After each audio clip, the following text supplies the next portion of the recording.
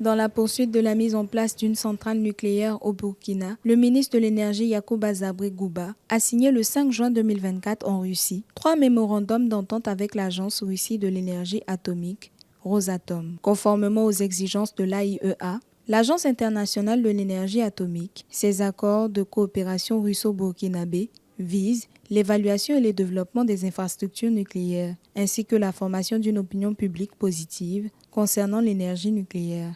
Dans la mise en œuvre d'une des volontés du chef de l'État, à savoir résoudre de façon structurelle cette question du déficit énergétique et profiter côté énergie, mais également d'exploiter tout ce qui est potentialité qu'elle va offrir en termes d'accompagnement de la médecine, en termes d'accompagnement de l'agriculture et en termes d'accompagnement de l'industrie dans sa globalité.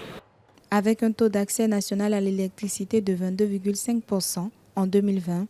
Selon les données officielles, le Burkina est l'un des pays les plus faiblement électrifiés en Afrique de l'Ouest. Pour garantir l'accès universel à l'horizon 2030 à l'énergie et booster le développement de ce pays, où le taux d'accès à l'électricité en milieu urbain était de 67,4% contre 5,3% en milieu rural en 2020, les autorités ambitionnent la construction d'une centrale nucléaire.